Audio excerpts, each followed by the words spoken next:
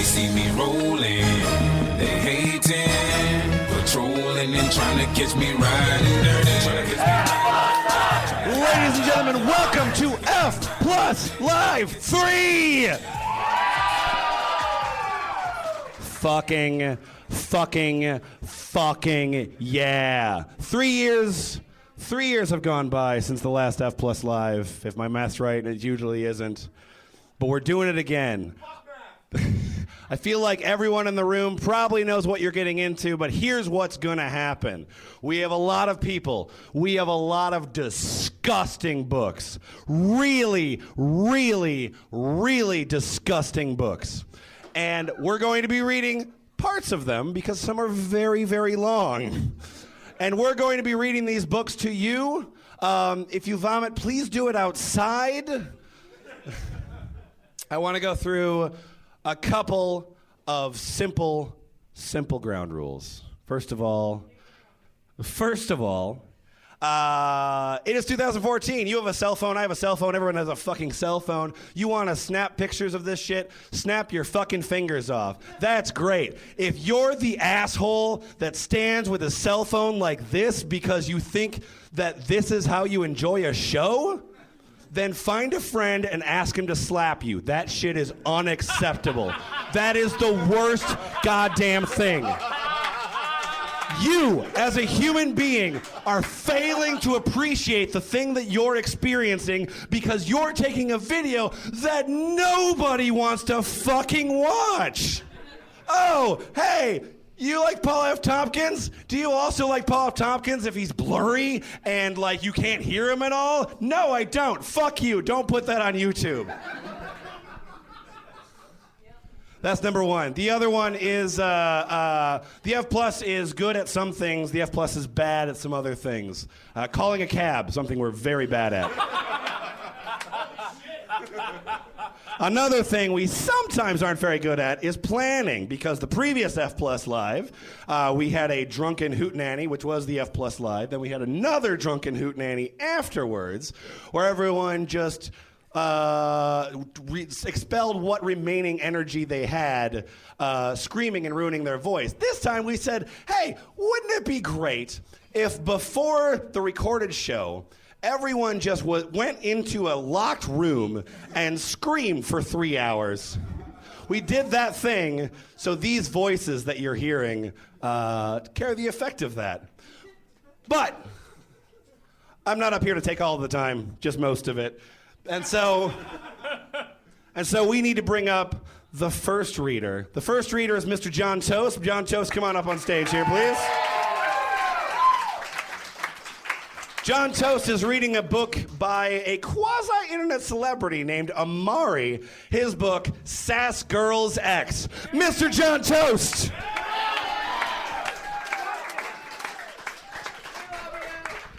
How's everybody doing tonight? As Lemon just said, I am reading a book by Imari 16-bit Imarea, a.k.a. Imari Johan Stevenson, a.k.a. Imari Stevenson, because the Johans is probably just an affectation.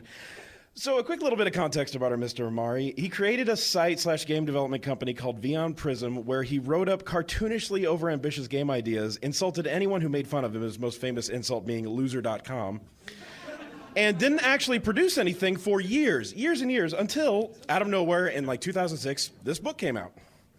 And so let me read you the back cover, just to give you a taste of this. This is Sass Girls X, and the back cover says, "Dumb Dudes and Alien Babes."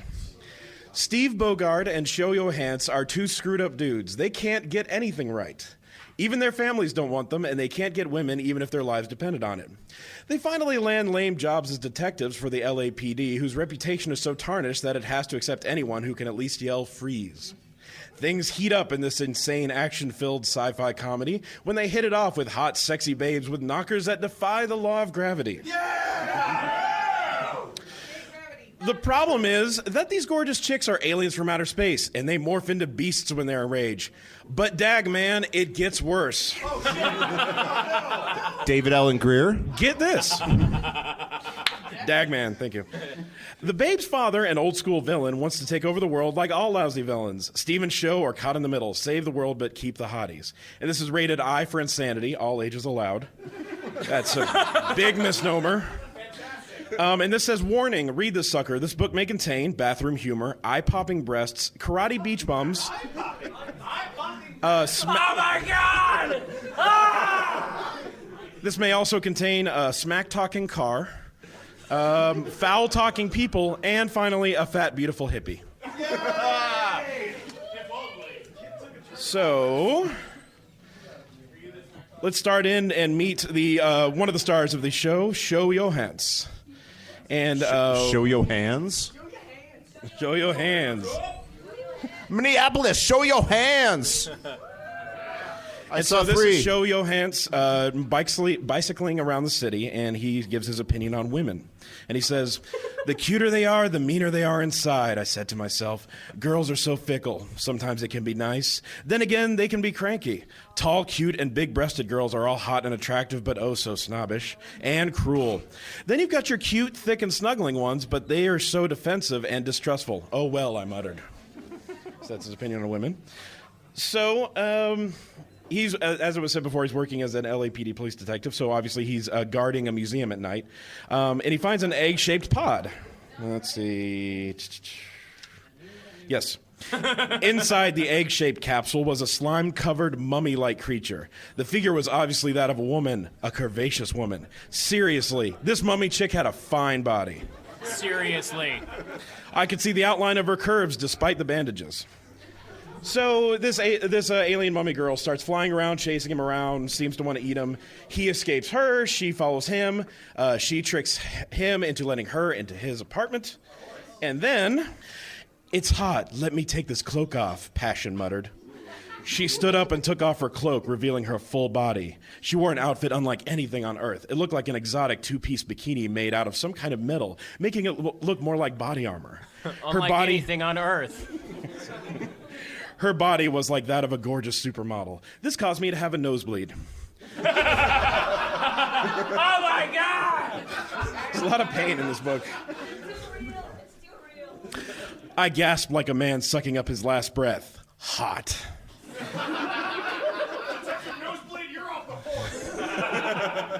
Seriously, man, this woman was fine. Seeing the eye-bulging, wild look on my face, Passion struck a sexy posing grin.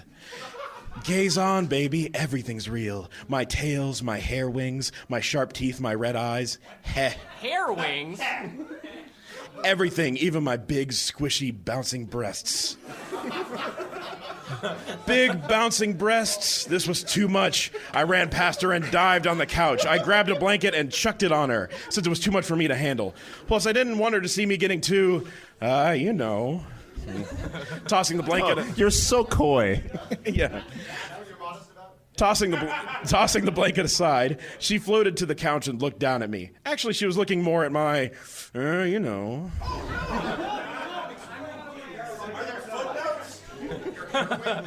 I don't think so. I'll have to get back to you. I'll have to supplemental. Let's see where. Let's see. What a perverted woman, but that's the way I like him. She smiled mischievously and licked her lips as she gazed down at my manhood. Her large chest came face to face with my lucky face. Being a true male, I gazed at the big pair of melons staring me in the face. I gazed back at her cute young face, back to her breasts, and then back at her face. Then I shook my head and went, Nice set of knockers you have there, I said in a perverted tone. Is there a non-perverted tone?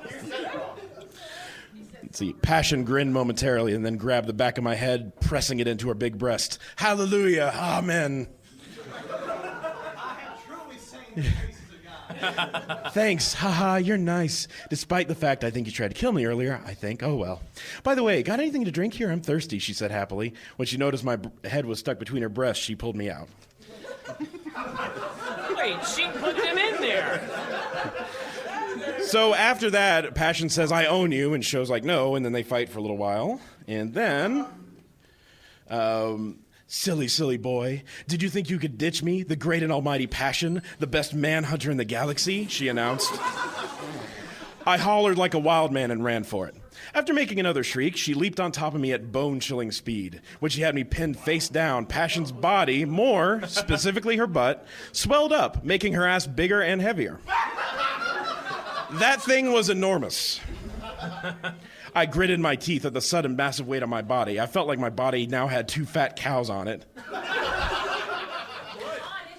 Damn, woman, what you do now? Gain 600 pounds? Passion snickered and leaped, big ass first, on my head, stunning me. Okay, let me tell you this. Getting your head crushed underneath someone's big ass ain't pleasant.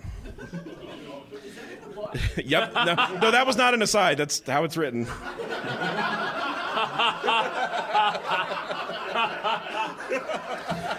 Give it up. You'll never win, Passion said coyly. No way, you damn psycho with an oversized ass. No one owes me. No one controls me. No one, I said. Passion, out of the blue, swung her ass around and smacked me with her butt cheeks. I went out like a light. She then let loose a fart in my face to add insult to injury. Gotcha, loser, she said contentedly.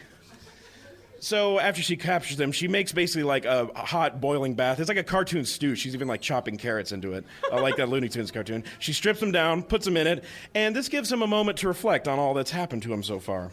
So in the stew bath here, he says, "For a while, all things were quiet. Passion bathed me, and I kept my mouth shut. Okay, let's put this together. First, I go downstairs in the museum to discover this woman who chases me around the museum, trying to eat my ass. She tricks me into bringing her into my apartment and then claims she owns me. I resist, she knocks my ass out, and now here I am in boiling hot water being bathed by her with toilet brushes. I don't know, man, this is screwed up, but hell, those are some big breasts, and she said she could make them bigger, so it's good, I thought."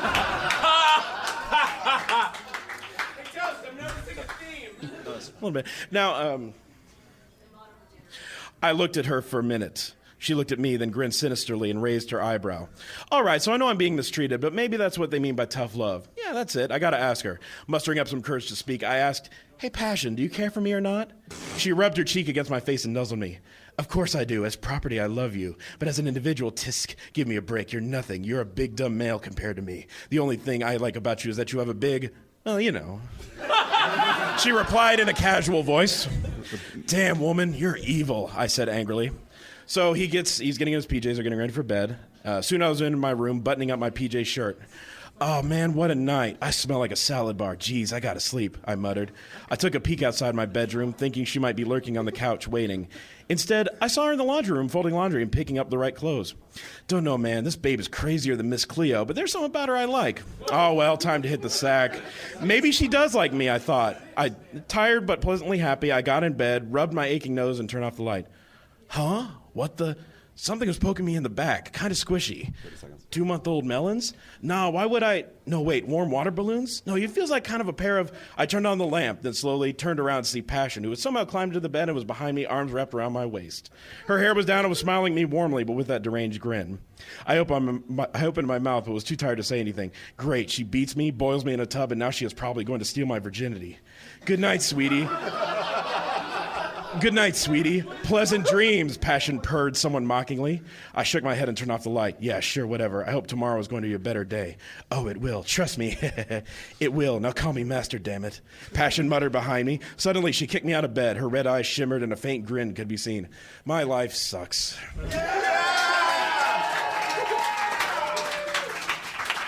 If he had said penis at all, it would have had to been rated Insanity 13.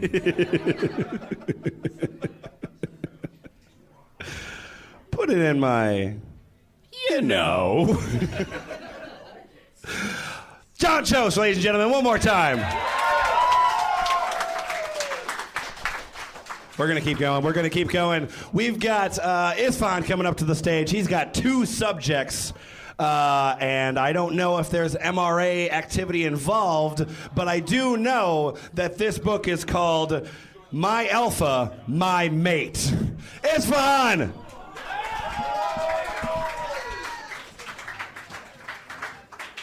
Good evening, ladies and gentlemen. I go by Isfahan on the internet, and this story is, it's not quite as wild and crazy as Toe's story. It's just a gay werewolf story. Okay. Your alpha, my mate. This person just goes by WolfWriter. I don't know why they go with that name, but let's. I wonder.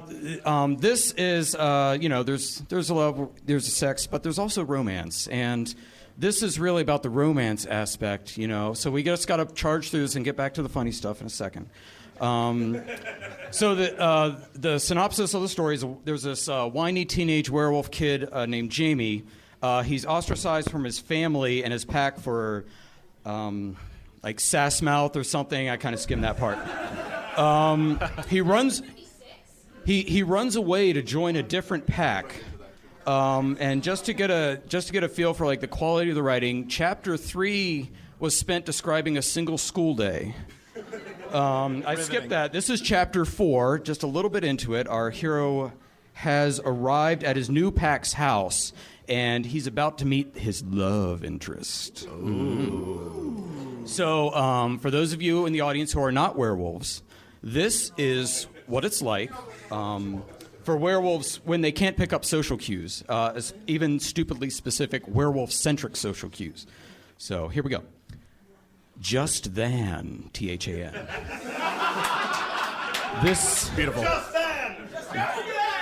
Just then, this incredibly hot guy came walking up. He was about 6'4", weighing about 230 pounds, with black hair, and he appeared to be sniffing the air.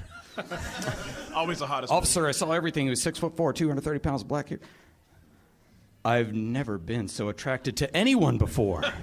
And now, all of a sudden, tense shift, there was this feeling of butterflies in my stomach. He turned so that he was completely facing us, and I was lost in his chocolate brown eyes that lit up. I don't think there's ever been a description of brown eyes in a romance story that hasn't been accompanied by the word chocolate. You haven't read the poop thing. Hey, Connor and Lisa, this must be Jamie, the guy whose name I didn't know turned towards me. Glad you made it here safely. My name's, plural, Jackson, and I'm glad to finally meet you. He paused for a second, smelling the air and getting a confused look on his face. Lisa, did you change your body wash to a vanilla one? Which is totally something I'm asking in the middle of introductions. Hey, Jackson, no, I didn't. Why do you ask? It's just that there is a smell of vanilla, and I thought it might have been you, he said with a shrug. Why don't we all just go inside so that we can get Jamie settled in? With that, we all turned and went inside the pack house. Jackson commented, it can't be a house, it has to be a pack house. Jackson commented, if you're hungry, Jamie, we can have a light lunch, and then you can get settled in your room before dinner. Alpha Michael, first name Alpha, last name Michael, should be home tomorrow night so that you can be officially welcomed into the pack. Sounds like a plan to me, Jackson. I could do with something to eat and a nap before dinner because I'm exhausted. This story is so This hot. dialogue is awesome. I said with a stifled yawn, I just want to thank you and your family for taking me into your pack like this. I know that you didn't have to do this for me. No problem, man. I'm just glad that we could help you out. From what Connor has told us, your life the last couple of years has been a living hell, unlike any other teenager ever. I can't believe that any pack would do that to another pack member. Again, from what I could tell from my skimming, that was disciplining him over Sassmouth. Get to the sex. Packs are supposed to be a united family. I'm just glad that we could be here to help you out. If that sounds familiar, he said it like 2 sentences ago. Connor is part of my family, so that makes you family too. Now let's go eat. I don't know about you guys, but I'm hungry. Lead on, oh fearless leader, laughed Connor as Jackson led us, as in the metal, into the dining room. Oh, what fun werewolves we are. As we were walking into the dining room, I could not stop looking at Jackson's butt. I don't know what is, another tense shift, going on with me, but every time he speaks, I feel shivers down my spine, and when I look at his eyes when he laughs, he hasn't yet laughed in his presence, but that's cool. I see beautiful sparkles in them. It was taking everything in me not to openly... Sure, yeah, that sounds like... that sounds good. Yeah. To not openly stare at him because I don't want him to think that I am some kind of freak. I mean, it's cool that we're all werewolves, but I wouldn't want him to think I was gay or something. Certainly not. Well, if he's were-gay, so he's straight, Oh. but then the full moon makes him gay. It's the full. Oh, no, it's happening. Hello. All through lunch, it seemed that Jackson kept looking at me. Every time I looked up from my plate and looked in his direction, he would quickly look in a different direction. Maybe if I knew what he was thinking when he looks at me, tense shift, it would probably ease my mind. I am just really tired and thinking too much into this right now in this past tense story. Well, I am going to go unpack and take a nap. I will see everyone at dinner. Thanks for lunch, Jackson. Woo. You are very welcome, Jamie. This guy refuses to use addressing commas. I looked over at Connor and asked, can you show me which room is mine? Sure thing, Jamie, Connor said as he turned his head towards Jackson. Hey, Jackson, did you put him in the room down the hall from you? I think that's the only empty one left. Yay, Connor, that's Y-E-A. He's voting yes on a bill. He replied, he's down in the empty room right by mine. Jackson looked over at me and my heart skipped a beat as I looked straight into those brown eyes. Just take your time and rest up. Let me know if you need anything. Ooh. Yeah, Connor led me upstairs and showed me to my room. I got my few things unpacked that someone was nice enough to bring up to my room while we were eating lunch. I decided a hot shower would feel pretty good before even thinking about taking a nap. I mean, once I started taking the nap, a shower would become difficult. So sexy. Yeah. Scheduling fetish. While Please do not be off here. Yeah. Take your motor. No! While taking my shower, and then as I was laying down, I could just not get those looks that Jackson kept giving me or that wonderful pine and chocolate smell out of my head. Chocolate sparkles. I was wondering what this could all mean. Yeah. This chocolate air freshener always turns me on. Yes. It seemed like I had just laid down when there was a knock at my door. I got up and I opened the door to find Connor was standing there. Did you enjoy your nap and did you get all settled in? Yes, to both questions, but first, can I ask you something? Sure, Jamie, you can ask me anything. If I don't know the answer, I will find it for you and let you know. Connor responded as though he was in a job interview. Okay, how can you tell if you have met your mate? What was it like for you and Lisa? Well, I can only tell you what I experienced because I can't speak for Lisa. When I met her, there was this incredible smell of vanilla and strawberries. I could not figure out where it was coming from. So hungry. And no one else smelled the same scent I smelled. Then when she and I were finally face to face and I shook her hand and I felt these little shocks. I got these feelings that I never wanted to be away from her and all I wanted to do was to protect her. Why do you want to know? Well, no one has ever taken the time to explain it to me and I think it is important for me to know so that I will know what to look for when I finally meet my mate. It's almost like I knew I had to ask this specific question at this specific time in the story to receive that information, but not why. We walked downstairs as we were talking and found Lisa and Jackson sitting in the living room waiting for us. Jamie, did you get everything settled? I hope everything is ok for you in your room. Make sure to let me know if you need anything, commented Jackson. Jackson, everything is fine. I was able to get all settled in and even got a quick nap. I'm just finally glad to be here. We're doing that again. Could I smell you? Just ask him, you know? Well, when I met my werewolf mate, I smelled rum raisin and a new car. Yeah. It's very common. You smell an ice cream flavor. You smell an ice cream flavor and an air freshener. Just like at lunch, every time I glanced over at Jackson, he seemed to be looking at me. He seemed to be sizing me up, but I can't figure out why. Have you solved the mystery? No. Okay. It's old man Jake. However, I didn't want to seem rude, so I just... Where was his mother? Yeah. And the butler did it! All throughout dinner, I could smell the chocolate and pine aroma, but I could not be sure of where it was coming from. If only I'd recently received some extremely relevant information from an extremely specific question I'd asked that I could compare to this experience to. Hey, you skipped that cutscene out. I was starting to wonder if my mate was in the room with me, but I didn't even know how to figure out where the smell was coming from. Maybe Chocolate in here. Maybe it was the super hot guy with the butt I couldn't stop staring at earlier. Also, apparently when you're... Yeah, whatever. Unbeknownst to me, Lisa was watching both Jackson and me. By being able to watch us, she was able to figure out what I was still processing. This is a first-person story, so how did Jamie know what Lisa was thinking about? All thoughts were interrupted when this girl came into the room. Hey, handsome, I'm Sarah. What's your name? Hi, Sarah. My name is... So Jackson gets a description normally preceded by the words, I saw everything, officer, but this girl gets nothing. Jamie. Jamie, would you like to go for a walk with me? Sorry, Sarah. I am still exhausted from my trip here. I think I'm going to head to bed early tonight. Also, you first appeared in the story like 3 seconds ago. Slow your roll, girl. Damn. I didn't know why, but just the idea of being alone with her made me uncomfortable. Ew, girl, ew. Though seriously, it may have to do with how she walked. Yeah. I had the same feeling about her that I did about Mary from my old pack, and that could not be a good thing. Oh, God, vaginas, get them away from me. Maybe tomorrow will hold for more answers for me. That's the end of the chapter with a tense shift. A room? Isfahan. Isfahan, my alpha, my mate. So, in addition to not being professional readers, we are also not professional actors.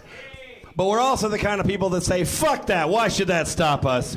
So in addition to erotic readings, we are also going to be doing a little smattering of erotic plays. Now, I don't know what you think about Law and Order, but this story is called Law and Order Fanfic. It's a script by Where Did Angels Go? It is tagged fiction, fanfic, oral, penetration, and hot. Playing the part of Elliot Stabler will be Boots Raingear. Playing the part of Olivia will be Kumquatxop. And I will be playing the part of Olivia in the future, reflecting back on her life and narrating events because writing is hard. Just so you know, apparently most of what I'm saying is an aside, so you don't understand it. Elliot, you're up first. We're sharing a mic. Okay. Liv just let me walk you home this day was hell.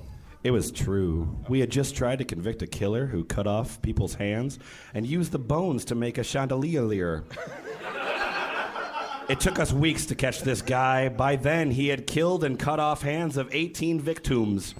Not to mention, he had a killing spree. No. Not to mention, he had a killing spree by the Bones age about 10 years ago, but was never out because he was running around the country. Lucky for us, he was messy this time. Not to mention, he tried to make me one of his victims. Fine. Thanks, after me and Kathy separated, you've been really helping me get on my feet. Don't metions it, /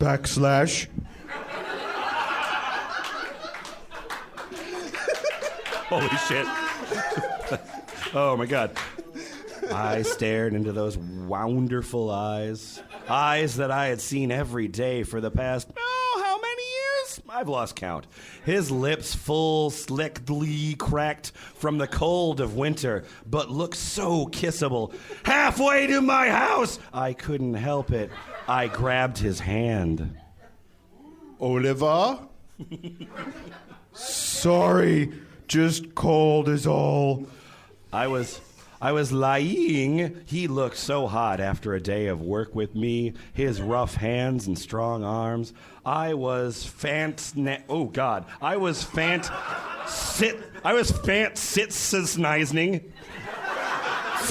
Something in that general area about him the rest of the way to my apartment when suddenly he looked right at me and tucked a simple strand of hair behind my ear like friends do, but I lost it. I grabbed him by the tie and I yanked him close and I crushed his lips onto mine in a warm, passionate kiss. Olivia, what the hell? I don't know what to say. Me and Kathy have only been separated for 2 weeks. I know. After all that has happened these past few weeks, I needed comfort. Would it be in-app riot to invite you upstairs? Just to hang out, I need someone to talk to. Well, okay. Following is stage directions which our actors will perform. I hope. We ended up talking for hours and had finished off about half a Jack Daniels when I went to kiss him again, only this time he didn't push way. He grabbed my close and I put my arms around his side neck and he slid up. Oh, I wish I was looking at this. And he slid up back to my hair. We kissed so hot, and soon our breath was heavy, almost panting. I was so turned on. He lifted me up on the couch and laid on the bed, and soon was on top of me. But I'll let you have a minute. But I quickly flipped him, so I was on him. Only I flipped in the wrong way, and we soon fell off the bed.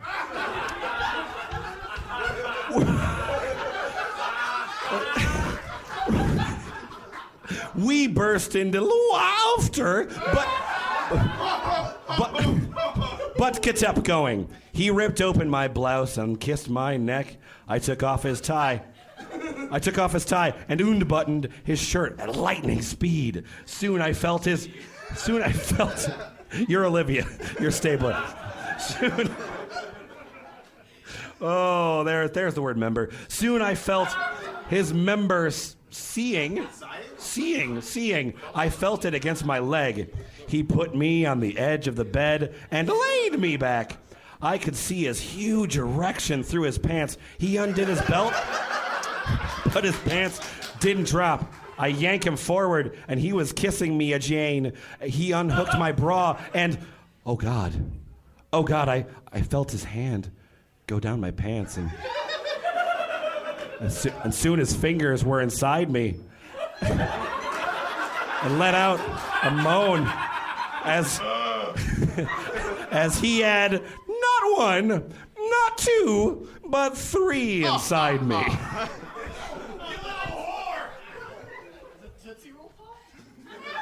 Oh, Elliot.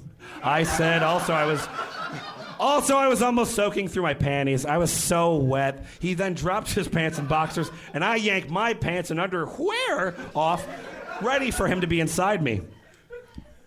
Not yet, he said with a devilish grin as he pulled me further up on the bed. I was under him, completely at his mercy. He kissed in between my thighs and so close to my clit, where his chow went for only a brief second. Say my name. Elliot! What do you want me to do? Do me. How? Tell me how you want it. He sea-eyed facing still between my legs as I could feel his hot breath. I want you all. Of you, I want it all. As you wish. He went down on me, his tongue playing with my clit, where his finger was, why there's no more action, says sliding in and out, and I could feel myself coming already. And then I did. I screamed out in ecstasy. He put his hand above my head and cuffed them to the headboard. Then he was inside me at first slow, but then picked up the reatum. I don't know. He picked up the rectum. Go faster, harder. I said, and he did. The bed was rocking, and he was all the way inside me, pounding me harder and harder until I came yet again. Shut the fuck up. I was shocked. He could shut the fuck up. He could last so long. But before he came, he pulled out. What's wrong, El? Suck me. And I did. Skip the rest of that. Oh. It's me. Oh. Oh. He came. As he came in my mouth, I swallowed it, and he went back to kissing my neck. I woke up the next day, still cuffed to the headboard, but happier than I had been in mounds. Comment if you want this to be contained. I don't mind critics. Sorry for my spelling, by the way. It's my first time writing erotic, so I'm new at this. End of story. Boots Raingear, Kumquatxop.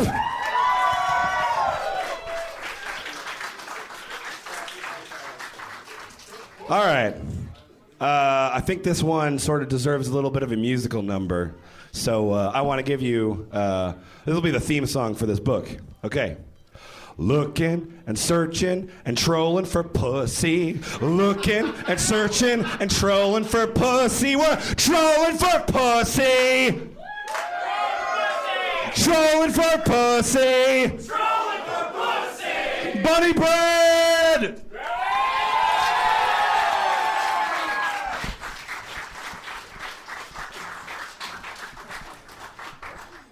Ladies, gentlemen, and ladies again, how you doing? So you've heard the title of the book, I think, once or twice. Yes, it's Trolling for Pussy. Trolling for pussy. Trolling for pussy. Is this about fishing? Yes, yes it is. It's a love story about fishing. No, it isn't. Yay! Yay, yeah. So anyways, it's a love story, and I wanted to I want to get romantic. We've had a lot of hard sex. It was pretty hard on him, anyways. Yeah. But let's get romantic. And let's ease into this now. Jada trembled with anticipation as she felt the warmth of his breath blowing on her engorged clit. It protruded from her bushy brown pubic hair like a plump strawberry in a briar patch. Oh. Ozone, that would be one of the trolls in question, couldn't resist its allure. He licked it hard with the flat side of his tongue before sucking it into his moist mouth. He smiled as her thick thighs clamped around his head, trapping him against her steamy cunt. His head bobbed up and down as he licked the warm juices that bubbled from her oozing gash.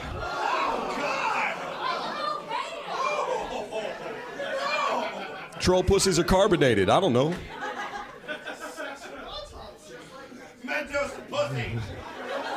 Your pussy is delicious, he admired. Ozone loved the taste of pussy. If there was a way to bottle pussy juice, he'd drink it by the bottle and buy it by the case.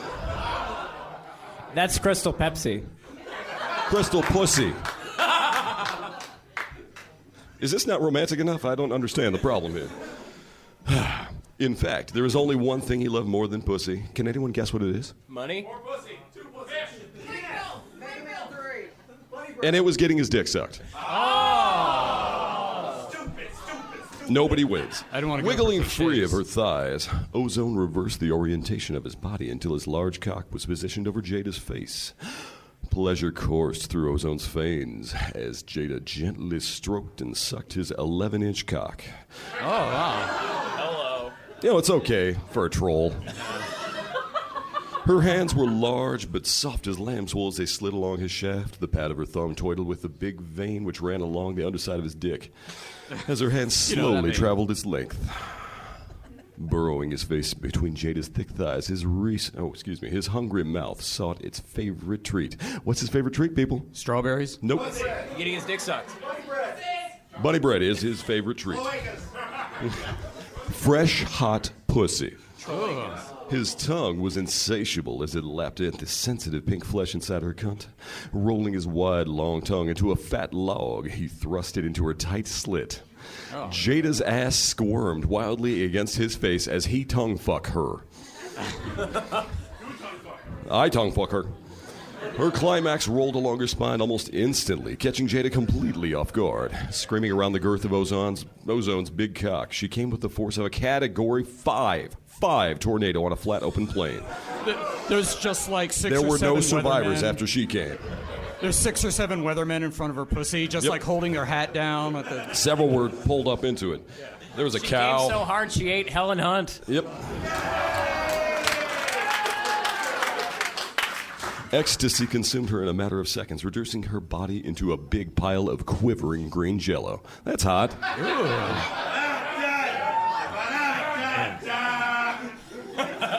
Little pig, little So pig. anyways, Ozone, he's a troll, right? Okay, and he's, I guess, too ugly to fuck normal trolls or something. I didn't read it. Ozone was a homely, pug-nosed troll who lived alone in a large troll village tucked deep in the bowels of a forest in a national park reserve. That's all you need to know. Fuck it. Let's go on. That's the backstory. He's an actual troll, yes. Oh, I'm sorry. Do you need to catch up? I can read that fuck story again.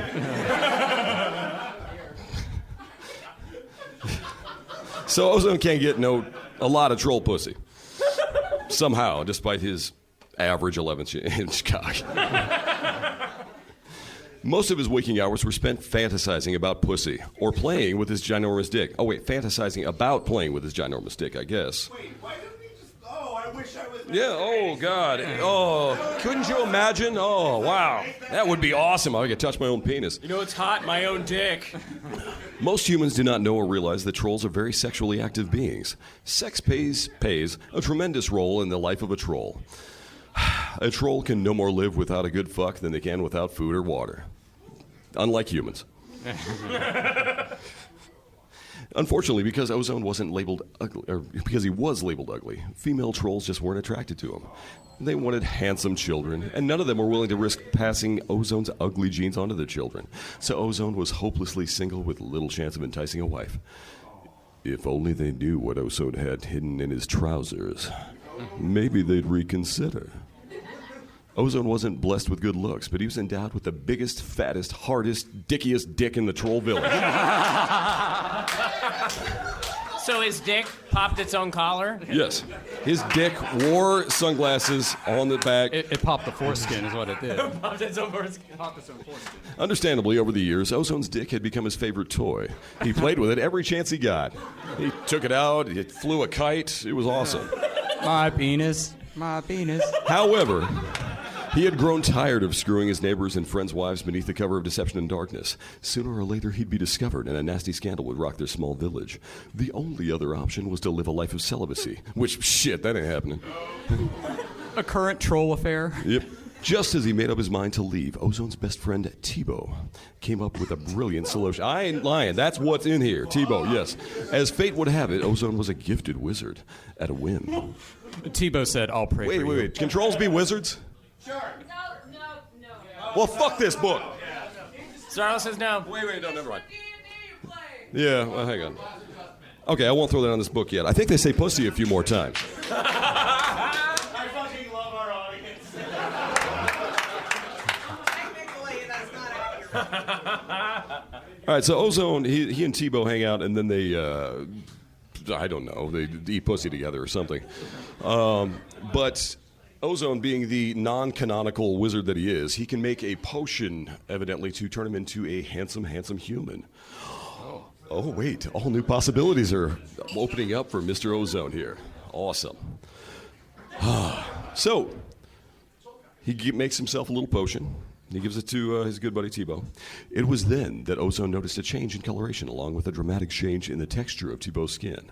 Ozone recorded the results as they happened. Next, blonde hair sprouted like magic on T-Bow's bald head. Within seconds, he had a full head of loose blonde curls. My scalp stings. Is something happening? T-Bow asked as he reached up to feel his head. Oh my damn! What the hell is all this? Running to the mirror, T-Bow saw the transformation begin to fold. It's working! I can't believe it's working, you see this shit! He exclaimed, looking to Ozone for confirmation. Ozone nodded slowly with a shit-face grin on his face. Yep.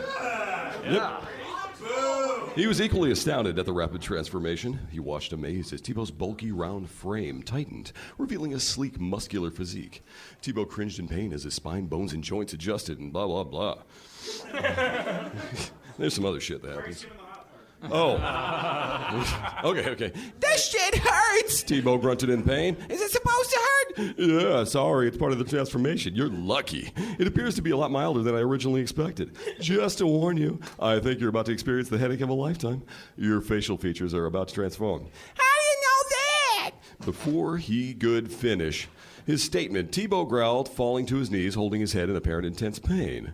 Ozone watched spellbound as Tebow's head took human form with distinct human features, including blue eyes, a straight-pointed nose, and a strong jawline. Yeah. Human features. Yeah. The transformation took less than 5 minutes, but gave Tebow an immense amount of pain. He roared in agony, cursing his decision to drink the elixir. Beauty ain't pretty. Or beauty ain't... shit. No, beauty, well, no, Pretty ain't pretty. Pretty ain't pretty. Some other things happen.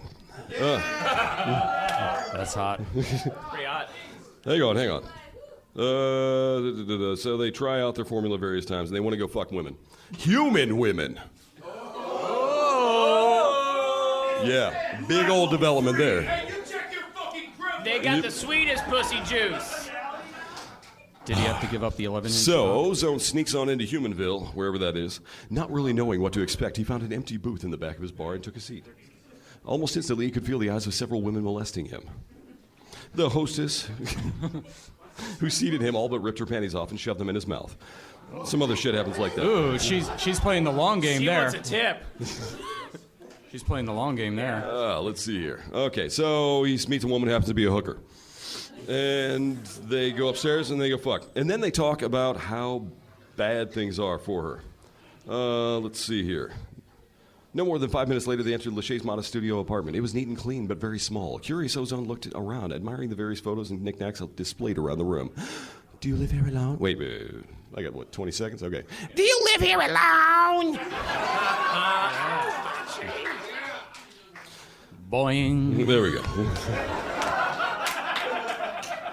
Lachey studied him for a moment. It was obvious Ozone couldn't wrap his mind around her plight. Poverty was in fact a difficult concept for some to grasp, especially if you've never experienced it for yourself.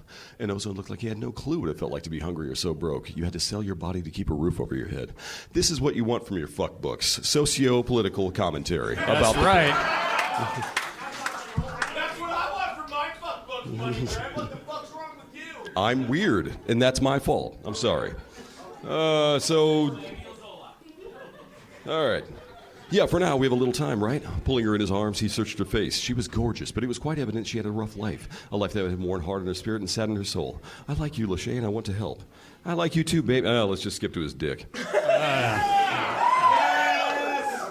Skip to the part where he comes. Okay. I believe it was 11 inches, if I recall correctly. Lachey could feel his rigid dick jerking on her leg. I guess it just jumped out.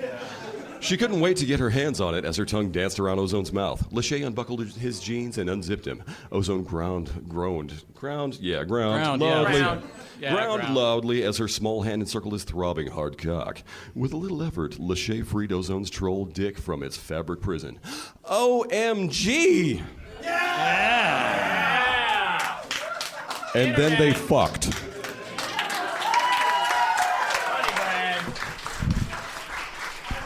Bunny fucking bread!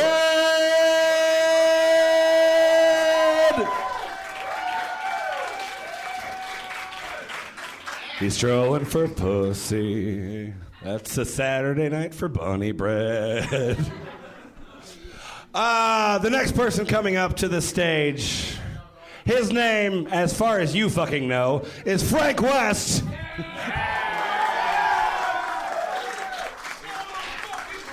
I believe this is a book with, I do this and then everyone has to adjust the thing. Sorry about that.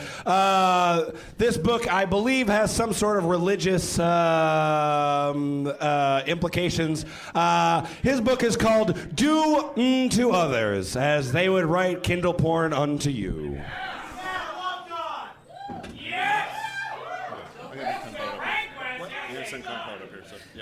So, as a forward, when I picked this book, I thought, it's about sex in the Matrix, essentially. I thought that'll be a fun little read. I read the preview, it seemed nice. I'm going to start from the part where it goes off the rails. Yay!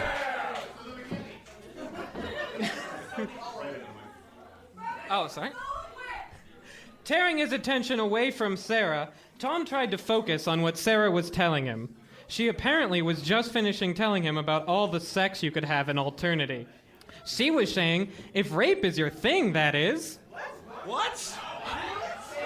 Whose thing is rape? Tom's thing is rape. Tom stuttered. I said there are places where girl avatars are willing to be raped.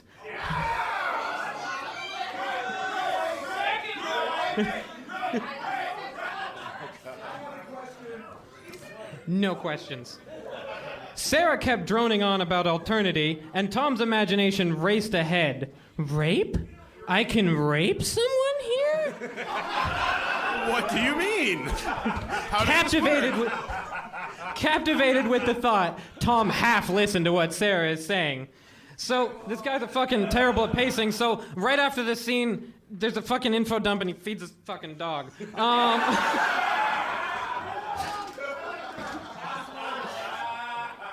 But eventually he gets around to raping and killing and fucking whatever. Actually, those rapes are really boring, so I'm skipping over them for time. The problem with this rape is it's just too boring. Well, I probably should have said earlier, but he's wearing a cap on his head. He's not really in the Matrix. During his latest rampage, the cat pulled him from alternity.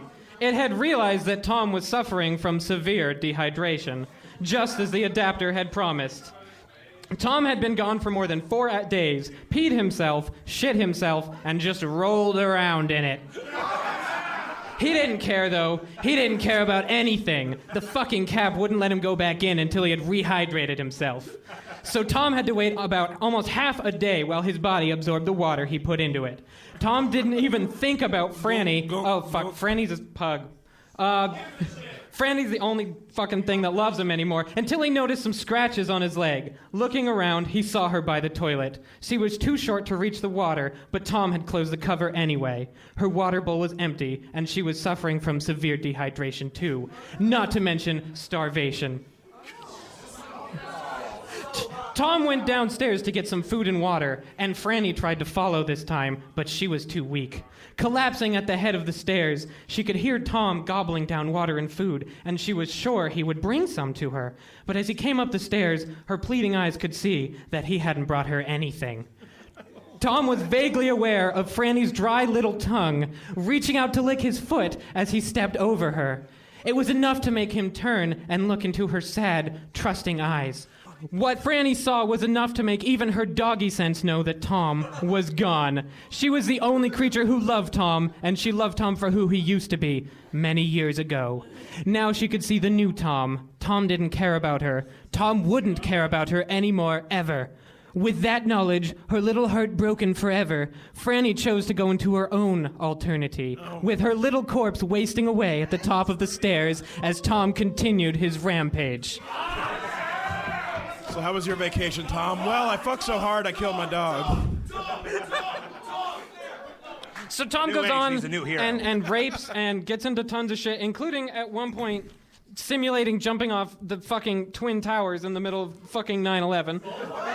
That happens! I can't even read that part. This is the only way I can get hard.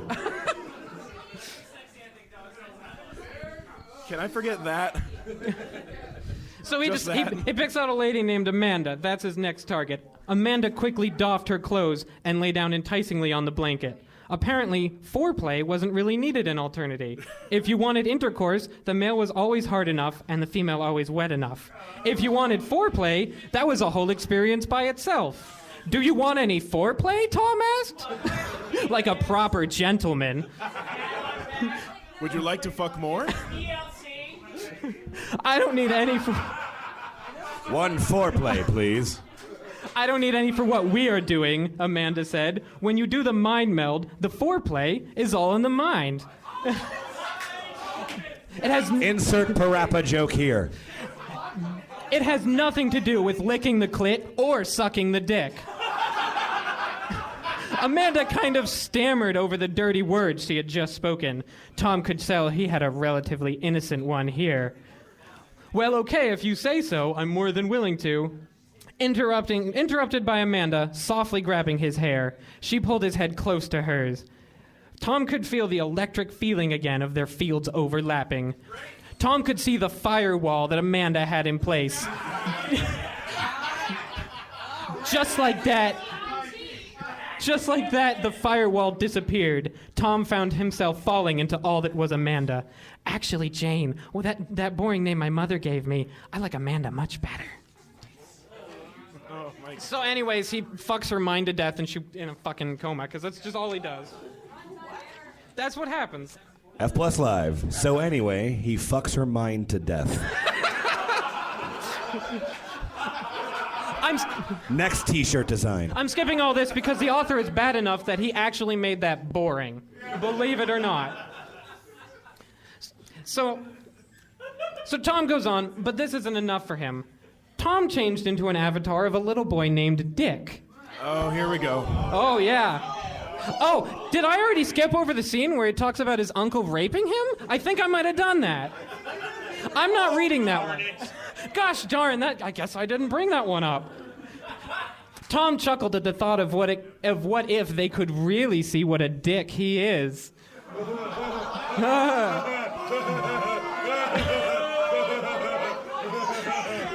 Tom didn't want to immediately attack. This Walmart approach to torture was becoming less exciting. And also, he wasn't sure how much he could get away with. He wanted just the right kind of person this time. He wanted to control whoever he assaulted and maybe do a little kitty rampage with their body and avatar. That would fill the police off his trail for sure. So anyways, he decides he's going to target this girl named Jane. Get way ahead of that. I'm skipping everything. Fuck it. You're not even hearing half the...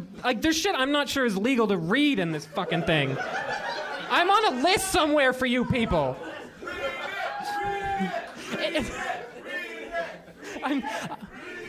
Someone would have to bring it up. So he chooses Jane at this fucking elementary school because they're both 4-year-olds. Yeah.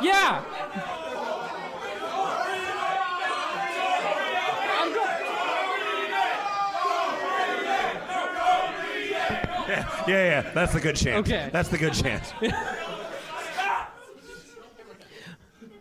Tom was on a high that he couldn't be achieved through any mortal means. He felt like a god, like Zeus, unstoppable, all-powerful.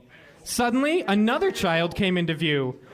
Tom didn't know her name, but he was completely delighted. She was just as cute as Jane, a couple of years older. He hadn't done 2 at once before, but he was sure he could. He's raped like 50 people, but I guess he hasn't done 2 at once. 2 tykes for the price of 1. All right. Both of you get your dresses off now. I never thought I'd say this, but I want to go back to the 9/11 part. Suddenly, the new little girl exclaimed, "You are under arrest for child molestation."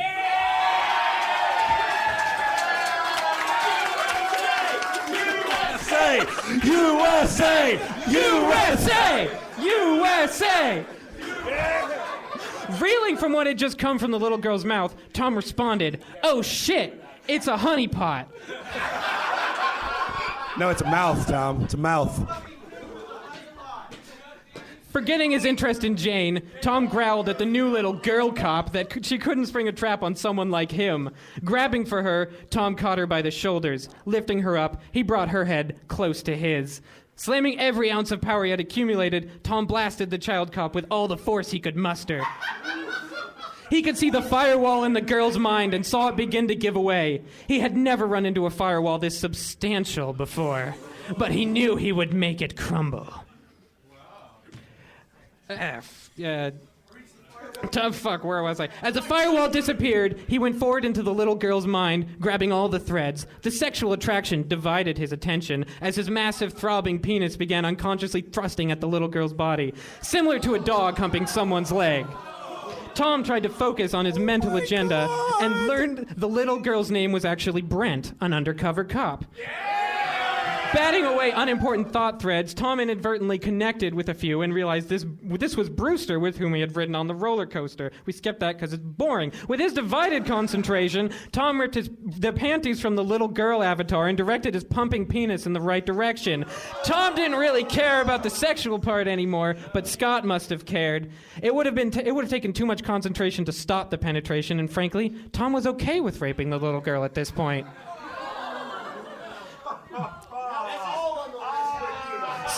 Suddenly, Tom felt his own threads start to wither. Astonished, he looked around in his mind and saw his mostly red threads shriveling and contracting. Remembering his first experience with a mind blast, he quickly threw his defenses into place, but they weren't nearly enough. What blasted back his Tom was energy as pure as the sun, completely unstoppable. Tom felt a pure rage at the core of the blast, one which he understood completely. It was the same as his own. This man had been molested too. He just focused his rage differently than Tom, and Brent was also reflecting Tom's blast back at Tom. Tom felt the tendrils in his mind scorch and then burn out into so much mind ash. All of the power he had accumulated was gone, consumed in this new fire, painfully entering his head. Strangely enough, Tom felt a tremendous fire shoot out of his now tiny little penis, and a new kind of horrible orgasm, suddenly knowing that it would result in his death. As a final note, the author's note to this, I'll just read the first part. Do Unto Others is the first story I have written to completion. It was with Piers Anthony's encouragement that I did so. And suddenly it all makes sense. As some of you may have guessed, it was based on Piers' story Mousetrap. I googled that shit. There's no story Mousetrap. Frank West! Fuck you, Piers Anthony, for so many reasons. Fuck you, Piers Anthony. That's at least partly your fault.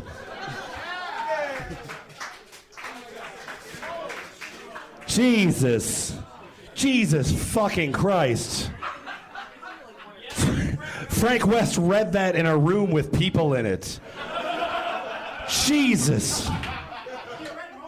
Ah!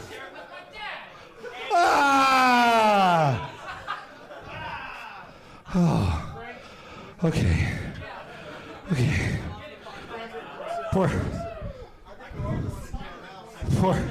Portaxx. Come up to the stage. Come up to the stage.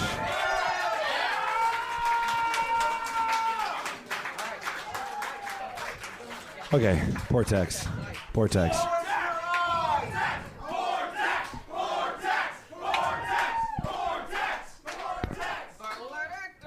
Okay. I've got a couple questions about your book. No. I'll make fun of your eye later. I've made fun of your eye all weekend. All right. So Portaxx, I got a couple questions about your book. Was it written by a man or a woman? Written by a woman. Okay, written by a woman. Okay. Percentage-wise, how much of this book is rape of small children? There's absolutely no sex in this book whatsoever. Portaxx, ladies and gentlemen! A new day is dawning! Hi! What's going on? I'm too short for this. Can someone help me? You got it. Shortaxx. Yep. Some of you may not realize this, but I'm a girl. Yeah. Yep. True facts. Yep.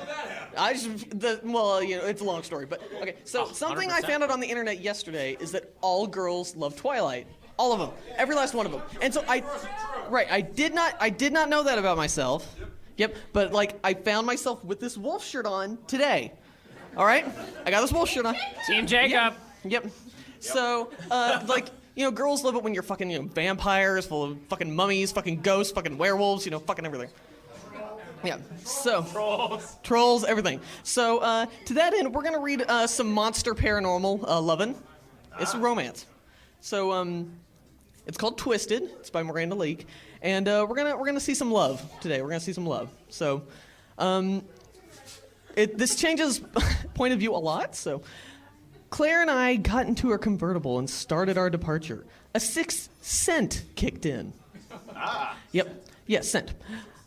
I'm stupid for doing this. I shouldn't even have answered the damn door. I can't get out of this now. I'll just have to get some info on the carnival first, I thought. So, how many people do you think will be there? I asked. Oh, lots. It's opening night. Oh, what all is there? Well, there's rides, booths, games. Do you know what kind of rides there are? You know, carousels, Ferris wheels, tilt-o-whirls, roller coasters. Did you say roller coasters? I said as my heart skipped a beat. Well, yes. Do you like them? Well, yes and no. What do you not like about them? Oh boy, how should I put this? I pondered as I rubbed my chin. I have my reasons. Weird, because you are a roller coaster engineer. She laughed as she turned on the radio.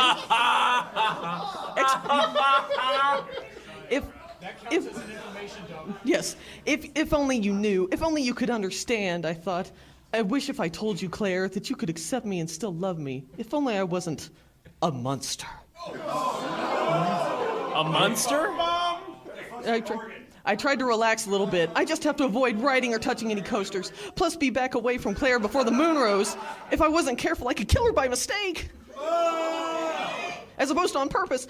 A few only seconds later, I saw the carnival and its rides, including the roller coaster. A small streak of pain went down my spine even before I stepped out on the cracked concrete. I've made a big mistake, I thought as I sweat. A drop of sweat ran down my neck. Oh, crap, I said without thinking. What is it? There are a lot of people here. As I'm coming up with another answer. What's wrong with that? Besides lines, I'm just not so good with crowds.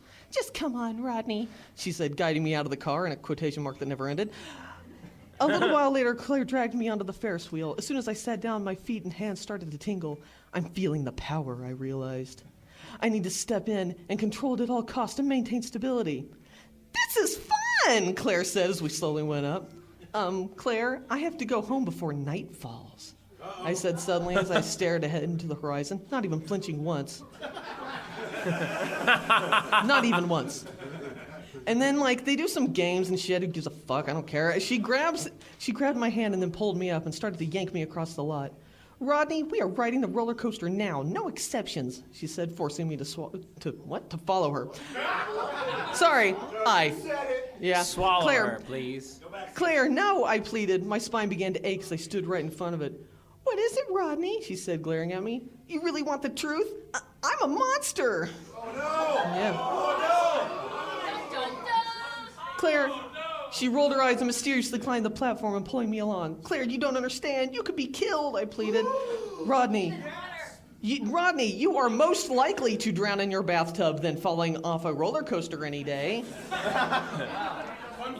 What happened there? You were voted most likely to drown in a tub in your high school senior year.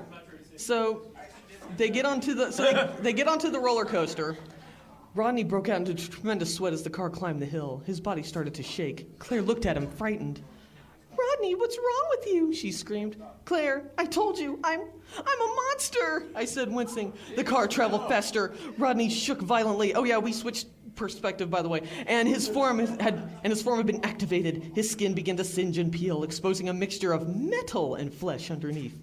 Claire screamed horrendously. Rodney was changing and getting stronger. He lifted up his restraint. As the car rounded the curb, Rodney tumbled out. He hit the concrete without breaking any bones or scaring his body. He then started to scream, so I guess he was, yeah. Rodney began to change. No, he screamed, I will not be overpowered. He fought the beast he really was. His change began to slow, but it could never be stopped.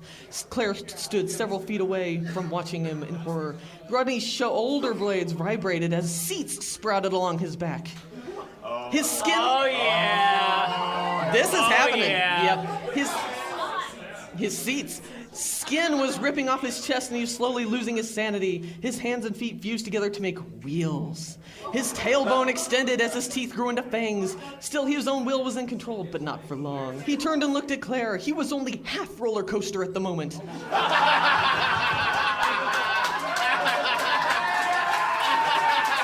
I'm half roller coaster on my father's side. His skin dangled from him and his hair falling out. Rodney, are you a... Claire, he said in a rugged voice. This only happens at night, and when I touch a roller coaster. Claire, you must go! So he turns into a roller coaster a little bit more. Who gives a shit? And she goes, Rodney, she said to him, dumbfounded. She started to recover from the rapid change, and then his eyes met hers. Rodney, it's me. It's Rail Runner now.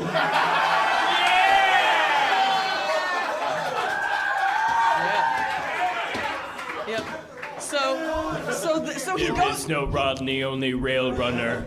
He goes on a fucking rampage and like kills people, and like then the next day he's a human, so whatever, all's forgiven. Yeah, and so Were all that's the right. humans on track? Yes. So she goes. So anyway, she asks him in his human form, meets him again. So what can you do in your coaster form? I can heal myself. I have extreme strength, agility, and senses. I can bend lightning and fire, which I did lightning and nearly killed myself last night. I can't ever get sick. I can predict when things will happen, when others. She goes, well, what? All roller coaster power. Hang on. What was it like being a rail runner? She asked quietly and nervously as she pulled her sleeves. Well, Claire, it certainly has its ups and downs. Waka. Okay. Wow. So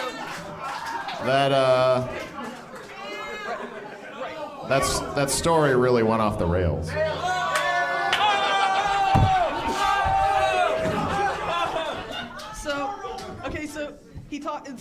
They talk for a bit. He says, okay. Then all was quiet for a minute, and then Claire looked up at me, tearing up. Rail runner. I think your other side might come between us. What? I said, startled. Rail runner, you are very good to me, but unfortunately you're also very bad. You almost killed me last night. Claire, I didn't. It's not my fault. Rail runner, this will never work. You have people that can't accept you for who you are. You have people that want you dead. Rail runner, our love is forbidden. We can't carry on any longer. A roller coaster cannot be in love with a human.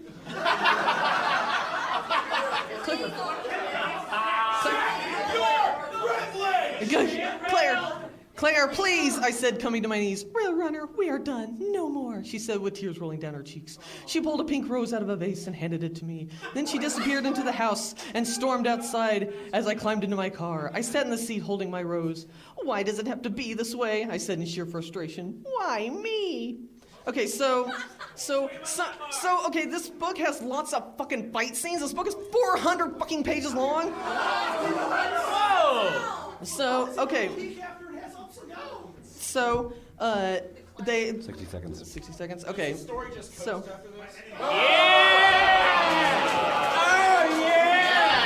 right, so I only got a minute left, so we're going to get to near the very end, all right? Very end.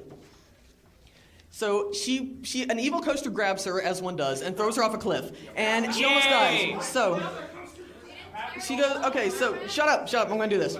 Okay, he finds a way for them to be together, so you want the happy ending. So he bites her as she falls down, and she says, hang on. Okay, suddenly a strange noise came from Claire. I bent down to investigate.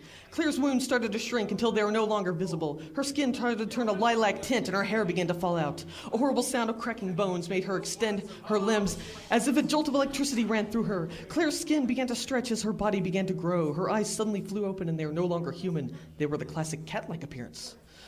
Claire slowly stood up and howled. I felt myself move closer. She still had her back turned to me, so I needed further observation. Claire was a purple steel roller coaster. Hang on. Okay, so overall, she was even more beautiful as a coaster. Yeah. Finally, I thought we were balanced. Claire, I asked, rail runner? Her voice was ever so lovely. It was a mystic tone, more beautiful than the gentle melody of a violin. Nice to see you again, I smiled. Claire emitted a small grin. Then she put her wheels onto her forehead and sighed. I feel weird, she said. No, but what do you think? What do you mean, rail runner? I just said that I feel really strange, that's all. I don't know how to quite to put this, Claire, but Claire interrupted with a laugh. If you're just going to say something, just... And she stopped as soon as she looked down to see her chest and belly. Her eyes widened as she held up a set of wheels. Oh, no! Looking at them speechless, Claire felt her head, letting her wheels run across her smooth leather seats. She then glanced back at me, standing there smiling like a little girl. I'm a roller coaster, she said. She then grinned the biggest grin I'd ever seen from her, and she gave me a hug, and this time I could hug her back without crushing her. Oh, I'm so happy! Thank you! You're welcome, I replied.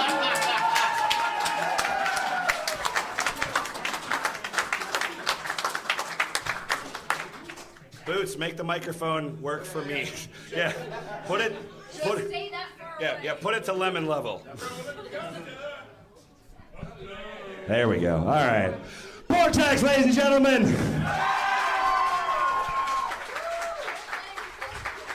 We've got a break coming up. But before our break, I want to give you another treat. I want to constantly give you treats. I really do want to give you my cum. Treats. I want to give you my treats. And so to that end, in addition to some of the other things we have Victor and we have STOG, and they're coming up to the stage.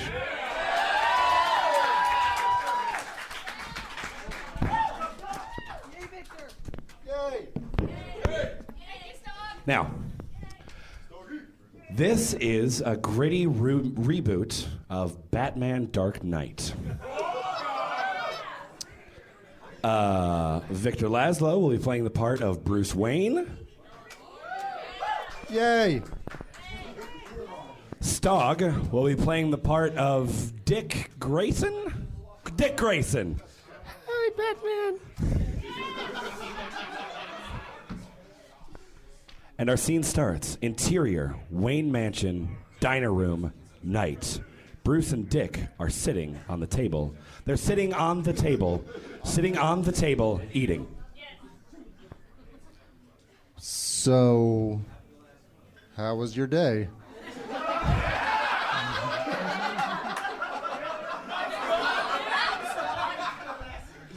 Fine, just fine. I never seen you with the Robin suit for a long period of time. That's because I'm not Robin no more. What? I want to be someone new. Senpai, I want my Robin suit to look scary. Do you know what your new suit is cause you need my approval for that? For that? I got the suit. Name. Nightwing. Shit.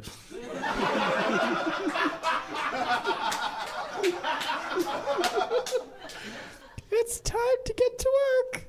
No! No? What do you mean, no? You just told me you're not Robin. Yeah, and now I'm Nightwing. You're not just about to change just like that. Why? Because everyone knows Robin, and I don't have the time present you to everyone. You don't understand, Bruce. Let go of me.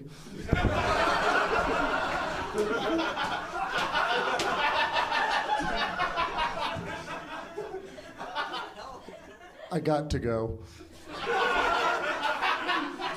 Okay, bye.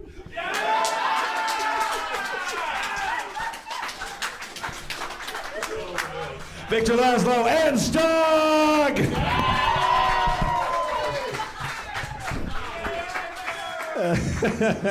Yay, Victor! Yay, STOG!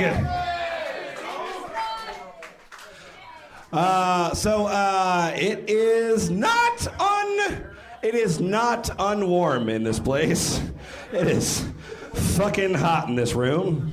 And I think we should take an intermission. So we're going to have that intermission. If you need some drinks, please get yourself some drinks. And meanwhile, we're going to smoke, have a drink, and come back with more erotica.